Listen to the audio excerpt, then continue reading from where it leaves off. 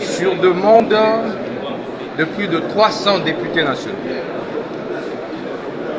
nous avons été obligés par eux à déposer ces jours notre candidature au poste de rapporteur adjoint du bureau définitif de l'Assemblée nationale.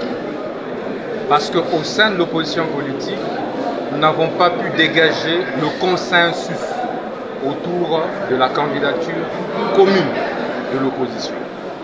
Étant entendu, du reste, que l'opposition est plurielle et qu'il n'y a pas de chef de file en son sein. Rappelez-vous que nous avons été candidats président de la République. Nous avions porté un projet de société au nom de l'opposition politique au même titre que nos amis d'Ensemble pour la République. Rappelez-vous encore que après les élections, au lendemain des élections de 2023, nos amis d'Ensemble pour la République avaient boycotté les résultats des élections en général et appelé à l'annulation de ceux-ci.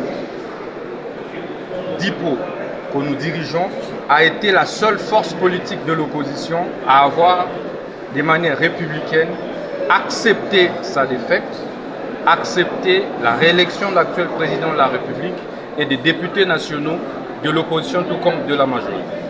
Rappelez-vous encore que les députés nationaux et Ensemble pour la République avaient boycotté les premières plénières de l'Assemblée nationale, en commençant par la plénière inaugurale.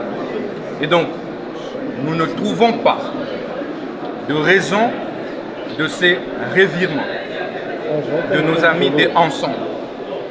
Nous ne comprenons pas pourquoi cette incohérence dans le discours de nos amis des Ensemble pour la République.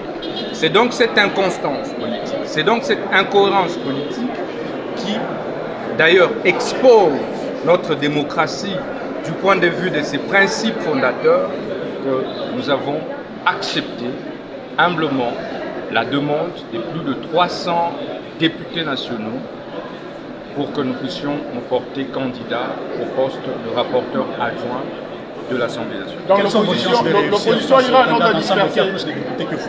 Nous irons en ordre dispersé parce que l'opposition a toujours été plurielle dans toutes les démocraties du monde, à commencer par la France.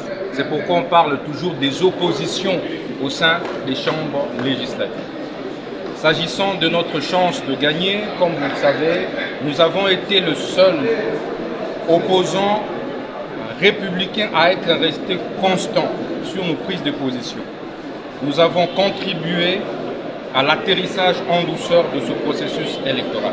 Nous sommes heureux que ceux qui, hier, nous contredisaient, pensaient que nous étions manipulés par le pouvoir en place parce que nous avions accepté les résultats issus des élections, nous rejoignent. Et donc, les vrais opposants républicains, c'est bien nous. Et c'est à ce titre que nous sommes conscients que nos collègues députés nationaux de la majorité, qui vont devoir certainement nous départager le jour du vote, vont faire le choix utile, le choix de la cohérence et le choix de la constance pour la consolidation de notre jeune démocratie. Mais en même